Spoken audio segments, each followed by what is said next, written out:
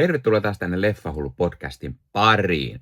Vuosi 2026 on lähtenyt juuri käyntiin ja ajattelin, että hei, puhutaan vähän elokuvista, mitkä tulee ensi-iltaan vuonna 2026.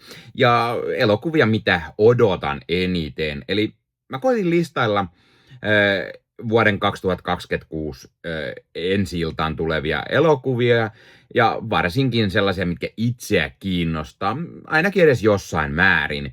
Ja koitin ottaa muutaman myös semmoisen suoratoistoon tulevan elokuvan, mitkä on esimerkiksi ilmoitettu jo ennakkoon, mutta moni suoratoistopalvelu ilmoittaa ehkä kuukautta ennen tai muutamia viikkoja ennen kuin joku leffa heillä tulee palveluun, niin semmosista nyt suurin osa jää kuitenkin pois. Mutta keskitytään nyt ainakin sellaisiin, mitä on elokuvateattereihin tulossa ja sitten mitä kaikkea meikäläistä kiinnostaa. Ehkä mikä on se vuoden odotetuin leffa. Ja mä koitin vielä laittaa ne aikajärjestykseen, eli tammikuusta joulukuuhun, ja sitten puhutaan myös niistä päivämääristä, jos ne on vahvistettu. Eli Suomen päivämäärä, jos meillä on se jo ilmoitettu, tai sitten se Jenkkien päivämäärä, jos sellainen annettu. Ja totta kai täytyy mainita, että jos tykkäät tästä videosta, pistä peukkuu, pistä kanavatilaukseen, muistutukset kellosta päälle, näin aina koska tulee uutta sisältöä, ja se tietenkin auttaa kanavaa. Sen lisäksi Leffahullu-kanavan jäseneksi voi liittyä. Kanavan jäsenet näkee muun muassa ennakkoon videoita, ja sitä kautta tuette myös kanavaa. Leffahullu YouTube-kanavan jäseneksi voi liittyä joko euron kuukausihintaan tai 3 euron kuukausihintaan. Ja totta kai jäsenet myös saavat nimensä johonkin kohtaan videoon. Kiitos kaikille kanavan jäsenille ja tukijoille. Sitten täytyy totta kai mainita aina, että jos haluatte ostaa kulttileffoja, niin menkähän kulttileffakauppaan, käykää sieltä ostamassa jotain kivaa kulttikamaa, ja siellä kun käytätte koodia Leffahullu, niin saatte 10% alennusta, joten kipinkapin ostoksille. Noniin, eli aletaan käymään läpi listaa, ja tosiaan koitin laittaa listan järjestykseen ensi-illan mukaan. Ja ensimmäisenä meillä on kotimainen elokuva Kalevala Kullervon tarina, mutta se on tullut siis ensi-iltaan juuri. Todennäköisesti, jos video tulee oikein ulos, niin se on joko tulossa tai se on tullut. Vähän riippuu. Eli ensi-ilta on 16. tammikuuta, eli juuri tällä viikolla, kun tämä video tulee ulos, niin on ensi-ilta. Ja meikäläinen pääsi sen jo näkemään lehdistönäytöksessä, ja siitä löytyy jo arvostelua myös kanavalta. Todella iso suositus. Mä tykkäsin todella paljon tästä leffasta. Sen jälkeen on elokuva The Rip, joka tulee myös ensi-iltaan 16. ensimmäistä. Se tulee Netflixiin, se on siis Netflix-leffa. Tämä on tämmönen Matt Damonin ja Ben Affleckin tähdittämä elokuva, jossa he esittää jonkunnäköisiä agentteja ja heitä uhkaa sitten ongelmat korruption kanssa. Traileri vaikutti ainakin todella hyvältä, joten odotan innolla sen leffan näkemistä. Sen jälkeen Marty Supreme 23. tammikuuta. Tämä on siis meillä Suomessa vasta ensi-illassa nyt, mutta tämä on jonkunnäköinen palkintokaalojen suosikki, eli odotetaan saavan ehdokkuuksia eri palkintokaaloissa ja ehkä jopa palkintoja sieltä saavan. Sen jälkeen on 28 Years Later, The Bone Temple, 30. päivä tammikuuta täällä meillä Suomessa. Eli ilmeisesti pikkusen myöhemmin mitä Jenkeissä, mutta tammikuun puolella kuitenkin. Eli viime vuoden 28 vuotta myöhemmin saa siis nyt jatkoa, ja se siis tulossa meille tässä tammikuussa. Edellinen osa oli varsin toimiva, joten kyllä odotan innolla sitä jatkoa. Samoin 30. päivä tammikuuta tulee Send Help, eli Sam Raimin uusin elokuva. En ihan hirveästi tiedä tästä mitään, koska mä en halunnut ennakkoon tietää, mutta Sam Raimi riittää aina nimen meikäläiselle, joten sen takia se myös on tässä listalla. No sitten helmikuun 6. päivä tulee Greenland 2. Mä en ole edelleen sitä ekaa osaa nähnyt, mutta nostin sen listalle ihan vaan, jotta tiedätte, että Greenland saa jatkoa, eli tämä Gerald Butlerin tähdittämä tämmöinen katastrofielokuva. Anteeksi Nikke, pikkusen mainosta tähän väliin, keskeytän omat juttuni, eli lukitse säästöt, tilaa Sky Showtime 18 kuukaudeksi kerralla ja säästä yli 33%. Älä jää paitsi säästöistä, nappaa Sky Showtimen vuositilaus hintaan 39,99. Katso kaikki suosikkisi putkeen. Maksa alkaen 4,99 kuukaudessa Sky Showtime tilauksella. Linkki löytyy YouTuben kuvauksista. Ole hyvä, Nikke. Sitten 13. päivä helmikuuta tulee GOAT, eli Sony Animation uusin tämmöinen elokuva. Elokuva kertoo siis tämmöistä GOATista, eli siis vuohesta, joka haluaa koripalloilijaksi ja varmaan samalla greatest of all time, eli hauskaa kikkailua sen asian kanssa.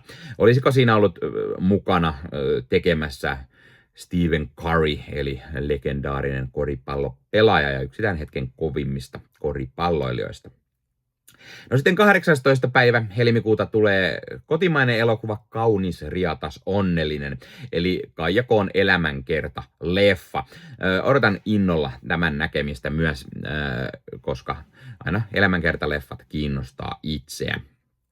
Sitten meillä 27. päivä helmikuuta tulee Scream 7, eli 7. Scream-elokuva.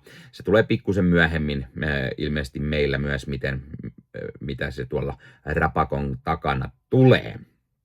No sitten 6. päivä maaliskuuta tulee The Bride, eli Mackie Gyllenhaalin ohjaama tämmöinen Bride of Frankenstein-tulkinta, jossa Christian Bale näyttelee tätä Frankensteinin hirviötä. Eli odotan kyllä innolla, vaikuttaa mielenkiintoiselta.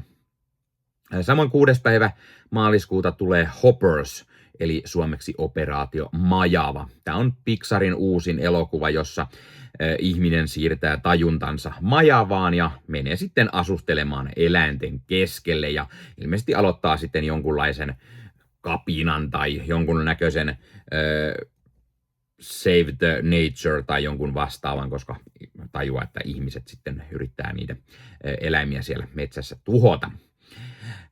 Sen jälkeen 20. päivä maaliskuuta tulee Project Hail Mary, Ryan Goslingin tämmöinen skifi-leffa. Ohjaajina Phil Lord ja Christopher Miller, a.k.a. Lego-leffan ja Spider-Verse-leffan tekijöiltä. Mä en osaa vielä sanoa oikeastaan, kuinka paljon tämä leffa kiinnostaa. Se on vähän tämmöinen ehkä huumoripitoisempi skifi-elokuva. Se traileri ei nyt ihan hirveästi sinänsä kiinnostanut, mutta tekijät kiinnostaa ja Ryan Gosling on aina kova, joten kyllä se ainakin jossain vaiheessa tulee katseltua. Sitten 2. päivä 4. tulee The Super Mario Galaxy, eli tämän muutaman vuoden takaisen Super Mario animaatioleffan jatko-osa, ja tottahan toki se pitää nähdä. Meillä varmasti nämä meidän vanhimmat lapset haluaa sen heti leffateatterin katsomaan. He ovat kuluttaneet sitä ekaa osaa ties kuin monet kerrat. No 17.4. tulee Normal, eli taas joku Bob Odenkirkin uusi action-leffa. En tästäkään muuta tiennyt kuin Bob Odenkirkin, ja kyllä se riittää itselle. Nämä on ihan hyviä ollut nämä hänen Mr. Nobody-leffat, eikö mikä se oli? Nobody. Varsin toimivaa toimintaa, ja hänellä nyt tämmöisiä action-leffoja on vanhoilla päivillä ruvennut tulemaan. No sitten 24.4. Michael, eli tämä Michael Jacksonin elämänkerta-leffa, ohjaajana Antoine Fuqua. Ja no siinä on 2 asiaa. Antoine Fuqua on tehnyt todella kovia leffoja ja Michael Jacksonin elämänkerta, niin hei, mikä jottei. Elämänkertaleffat on aina kovia. No sitten Vappuna, eli 1. päivä toukokuuta tulee Devil Wears Prada 2. En nyt tiedä kuinka paljon itse odotan, mutta mä luulen, että ainakin parempi puolisko odottaa, joten siksi se on mainittu tässä. 15. päivä toukokuuta pitäisi tulla Mortal Kombat 2, eli tämän muutaman vuoden takaisin Mortal Kombatille jatkoa, jossa Karl Urban on sitten Johnny Cageina mukana. No sitten 22. päivä toukokuuta tulee vihdoin uusi Star Wars-elokuva muutaman vuoden tauon jälkeen, muutaman vuoden enemmänkin, eli The Mandalorian and Grogu, eli suositun Star Wars Disney Plus-sarjan Mandalorianin jatkoa on tiedossa elokuvan muodossa, joten tottahan toki täytyy se mennä katsomaan. 5. päivä kesäkuuta pitäisi tulla uusi Masters of Universe-leffa, eli He-Man tulee taas valkokankaalle. 12. päivä kesäkuuta Disclosure Day, eli Steven Spielbergin uusi UFO-elokuva. Traileri vaikutti hyvin mielenkiintoiselta, tämmönen UFO-leffa, joka vaikutti pikkusen M. Night Shyamalanin tai Jordan Peelen elokuvilta, eli pikkusen tämmöistä thrilleri-kauhufiilistä siinä mukana, ja tää on Spielbergin tämmönen leffa, missä hän tuo paljon näitä tuttuja yhteistyökumppaneita, eli esimerkiksi elokuvan musiikeista vastaa jälleen John Williams, vaikka herran piti jo jäädä eläkkeelle. Elokuvan käsikirjoituksesta vastaa David Coeb, joka on muun muassa kirjoittanut Jurassic Park-leffan Spielbergille ja niin poispäin, joten varsin mielenkiintoiselta kuulostaa. 12. kesäkuuta tulee myös uusi Scary Movie-elokuva, eli Scary Movie 6. Scary Movie-leffoja ei ole aikoihin tullut, ja tätä odotetaan nyt vähän sekalaisin odotuksiin. Se on kuitenkin Scary Movia taas pitkästä aikaa, mutta vieläkö tämmöiset parodialeffat naurattaa? Vieläkö niitä osataan kunnolla tehdä? No uusin Mies ja alastaan se näytti, että semmoisia voidaan tehdä, mutta miten Scary Movie sitten jaksaa? Tässä 6. osassa pitäisi olla mukana taas Waynesin veljekset, joten sen takia se jo kiinnostaa. 19. päivä kesäkuuta olisi tulossa Toy Story 5, eli jo 5. Toy Story-leffa, eli jälleen vähän Pixaria. Mielenkiintoinen vuosi, siinä tulee 2 Pixarin elokuvaa. Ja mä odotan kyllä tätä 5. osaa, vaikka 3 päättää Toy Story-leffat täydellisesti. 4. on jo todella hyvä loppu, joten kuka kaipaa 5. osaa, mutta koska sellainen nyt tulee, ainahan toivotaan lisää tiettyä rahaa, niin tehdään, mutta kyllä mua kiinnostaa se ja varmasti tulee käytyä katsomassa se lasten kanssa. No 26. päivä 6. tulee sitten uusi Supergirl-leffa, eli DC:tä taas, ja viime vuoden Superman-leffa oli varsin toimiva, ja odotan kyllä innolla tätä Millie Alcottin tähdittämää Supergirl-leffaa. Tämä teaser-traileri vaikutti varsin kiinnostavalta, joten odotan kyllä innolla, ja Jason Momoan logo tulossa tässä mukaan, joten kiinnostaa myös. Sitten ollaan heinäkuussa, ja 1. päivä heinäkuuta, ainakin Jenkeissä, niin ensiltä tulee Minions 3. Eli taas nuo keltaiset pikkukätyrit saavat uuden elokuvan, ja se on varmaan myös semmoinen, mikä lasten kanssa pitää mennä katsomaan. Pelottava lähellä tulee tietty Toy Story 5, että katsotaan kuinka hyvin sitä leffaan tulee sitten mentyä. Varmasti pakko kuitenkin nähdä. Sitten 17. päivä 7. tulee Odyssey, eli tämä Christopher Nolanin uusin elokuva, ja no hittovia, Christopher Nolanhan ei tee huonoja leffoja, joten perhana vielä tämän on pakko mennä heti katsomaan. Olen kyllä tykännyt aina Nolanin kaikista leffoista, jopa niistä, mistä kaikki ei välttämättä tykkää, kuten Tenet tai sitten Dunkirk, molemmat todella mahtavia leffoja.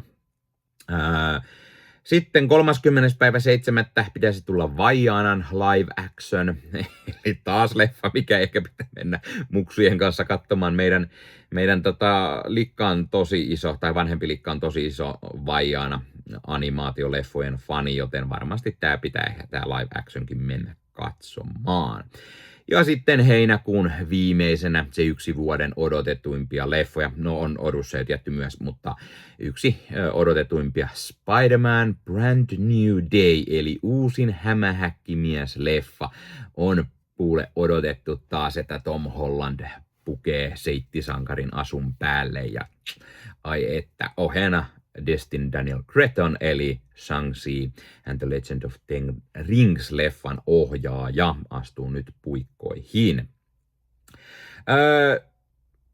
Sitten elokuussa ei taida olla mitään merkittynä mulle tähän, vaan sitten seuraava on vasta syyskuussa, eli 11.9. Clayface, eli Mike Flanagan on tehnyt tämmöisen kauhuelokuvan DC Comicsin tämmöisestä tunnetusta Batman-pahiksesta, eli Clayface. Niin mä odotan kyllä ihan mielenkiinnolla, mitä Flanagan onnistuu tekemään. Hän on tehnyt paljon tunnettuja kauhuleffoja ja sarjoja viime vuosina. No 18.9. uusi Resident Evil-elokuva, eli Weapons-leffan ohjaajan Jack Creckerin uusi Resident Evil-leffa. Eli taas uutta ressua.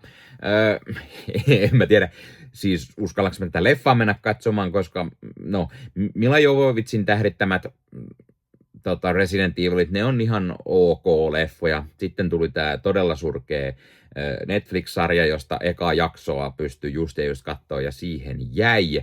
Ja sitten tuli se yksi, olikohan se Welcome to Raccoon City niminen se live action, mikä oli varsin toimiva semmonen pienemmän budjetin ja pienemmän oloinen muutenkin Resident Evil, mutta saa nähdä miten uusin toimii, mutta ohjaajana tosiaan Jack Crackers, joka teki muun muassa tämän Weapons-leffan viime vuodelta, ja yksi vuoden kehutuimpia leffoja oli siis se. No sitten 2. päivä lokakuuta tulee Digger.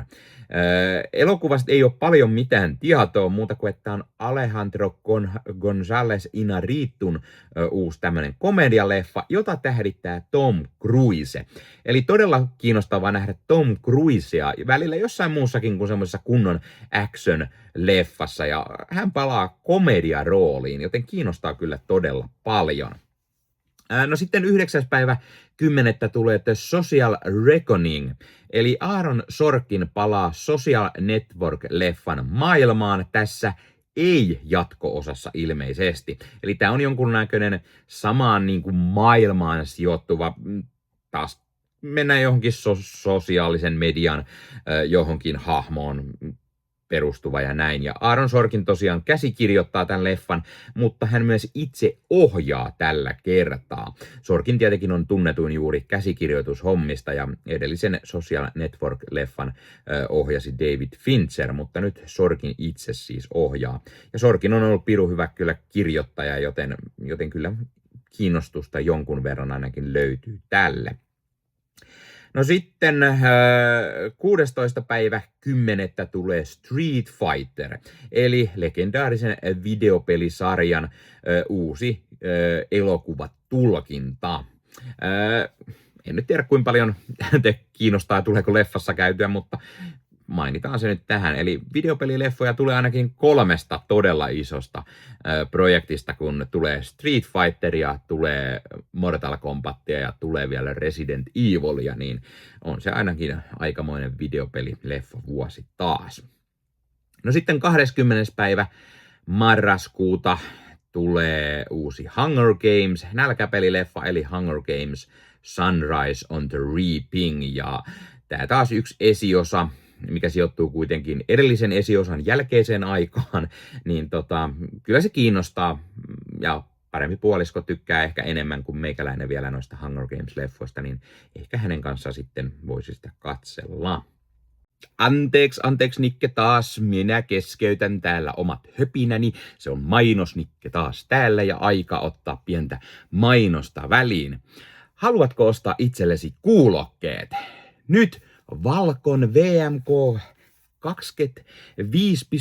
kuulokkeet, ne on todella kova vaihtoehto. Voit käydä itsellesi ostamassa edulliset Valkon kuulokkeet, kotimaista laatua, ja voit käydä ostamassa ne Valkon sivuilta. Linkki löytyy YouTuben jakson kuvauksesta ja tuotteen arvostelua myös kanavalla lähiaikoina.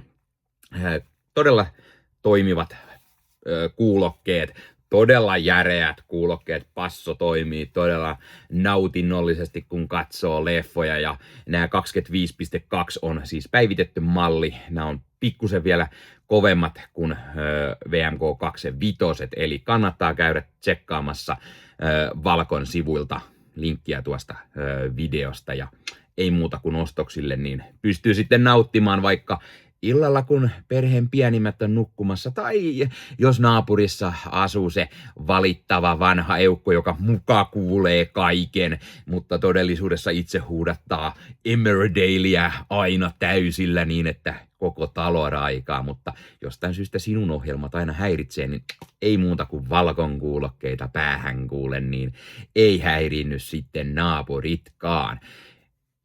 Ole hyvä, Nikke, jatka vaan. No sitten 26. päivä marraskuuta tulee uusi Narnia-elokuva, eli ilmeisesti Narnia Magician's Nephew elokuva, eli Barbie-leffa ohjaajan Greta Gerwigin uusi Narnia-elokuva. Tämä on Netflix-leffa. Tosiaan 26. päivä marraskuuta on teatteri ensi-ilta, eli ainakin Jenkeissä tämä on menossa teattereihin ja ihan IMAX-kankaalle. Mutta voi olla, että tämä tulee meillä vasta Netflixiin, ja tällä hetkellä Netflix ensi-ilta päivämääräksi on ilmoitettu joulupäivä, eli 25. joulukuuta.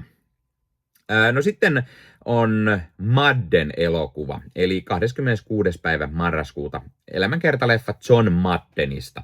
Mä en nyt mikään maailman suurin jenkkifutisfani oo, mutta kun Nicolas Cage näyttelee John Maddenia, niin kyllä se vaan kiinnostaa sen verran. Siinä on vielä Christian Bale toisessa roolissa, ja tämä on David O. Russellin ohjaama, ja David O. Russell on tehnyt kyllä pirun hyviä leffoja, niin kyllä tämä kiinnostaa. No sitten ilmeisesti 4. päivä joulukuuta Violent Night 2. Eli taas vähän uutta joululeffaa. David Harbourin tähdittämä pari vuoden takainen tämmönen action-joulupukkileffa saa jatkoa. Ja hei, jouluksi uutta joululeffaa, niin mikä jottei.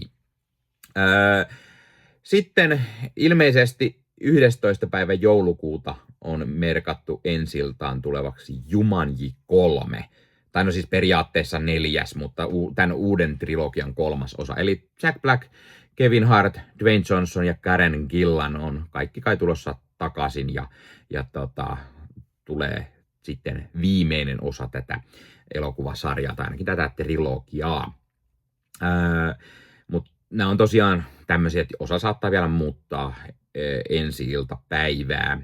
Varsinkin 2 seuraavaa on vähän semmoiset, että katsotaan siirtyykö. Eli 18. päivä joulukuuta tulee 2 järkälettä. Tulee uusi Marvelin Avengers-leffa Avengers Doomsday sekä Denis Villeneuven Dune 3. Molemmat samana päivänä. Vähän epäilen, näinköhän tulee oikeasti olemaan, vaan siirtyykö jompikumpi, koska kyllä nämä leffat syö ihan varmasti katsojia toisiltaan, niin uskaltaako siihen samalle päivämäärälle nämä 2 lopulta tulla, joten voi olla, että jompikumpi siirtyy. Sitten on vielä 25. päivä joulukuuta merkattu Werewolf, eli Robert Eckersin uusi leffa, eli ihmissusileffa. Mutta edellinenkin Eckers-leffa tuli Jenkeissä joulukuussa ja meille sitten vasta tammikuun puolella, niin voi olla, että tämä siirtyy sitten meillä Suomessa vuoden 27 puolelle. Mutta ei tässä suinkaan kaikki. Mä vielä on merkannut muutamat leffat, millä ei ole ensi-ilta päivämäärää annettu, mutta pitäisi tulla vuoden 2026 puolella. Ja yksi niistä on The Adventures of Cliff Booth, eli Quentin Tarantinon ohjaaman Once Upon a Time in Hollywood-leffan jatko-osa, joka keskittyy siis Brad Pittin tähdittämän Cliff Booth-hahmoon, ja Brad Pitt palaa siis rooliinsa. Tämä ei toki ole Quentin Tarantinon se viimeinen 10. leffa, sillä hän on käsikirjoittaja pelkästään ja ohjaajana on David Fincher. Ja David Fincher tekee kaikki leffat nykyään Netflixiin, niin tämän pitäisi tulla siis Netflixiin. Mutta mitään ensiltä päivämäärää ei ole annettu. Pitäisi tulla vuoden 2026 aikana. Tätä on nyt huhuttu vähän kevään puolella tulevaksi, eli katsotaan tuleeko se sitten huhti-toukokuun aikana vai vasta sitten syksyn puolella, kuka tietää. No sitten vuoden 2026 aikana pitäisi tulla myös tämmöinen elokuva kuin Death of Robin Hood, eli Hugh Jackman näyttelee todella vanhaa Robin Hoodia tässä Michael Sarnikosken A24-leffassa. Eli no ensinnäkin A24 kiinnostaa aina. Robin Hood, niitä on tietty tehty miljoonia filmatisoita, mutta tämä on tämmöinen vanhempi Robin Hood ja Hugh Jackman, tämmöinen harmaa partasena, pitkäpartasena Robin Hoodina. Ensimmäinen teaser-traileri vaikutti varsin kiinnostavalta, joten kyllä tämä kiinnosti meikäläistä. No sitten yksi vuoden ehkä isoimpia kotimaisia leffoja, niin Lapin sota. Aku Louhimiehen tämmöinen vähän niin kuin henkinen ja temaattinen jatko-osa Tuntematon sotilas leffalle. Joo, ei tämä nyt liity siis siihen sinänsä mitenkään, mutta Louhimies nyt teki Tuntematon sotilas ja sitten nyt tekee Lapin sotaleffasta tai Lapin sodasta kertovan leffan, joten kyllä se nyt kiinnostaa. Ensiltä ei ole tosiaan vielä annettu, mutta olisiko se sitten sinne ihan loppuvuoteen. Miten nyt viimeiskin tullut. Sellainen, että sitä voi sitten leffateatterissa itsenäisyyspäivänä vaikka katsella. Sitten on vielä merkattu yksi kotimainen elokuva ja se on Rakkautta ja virtahepoja. Eli Dome Karukosken uusin leffa. Ja hei, meikäläinen on Dome Karukoski-fani, niin sillähän se jo pelkästään, että kiinnostaa meikäläistä. Ja onhan hyvä aina ottaa näitä kotimaisia myös lisää listalle.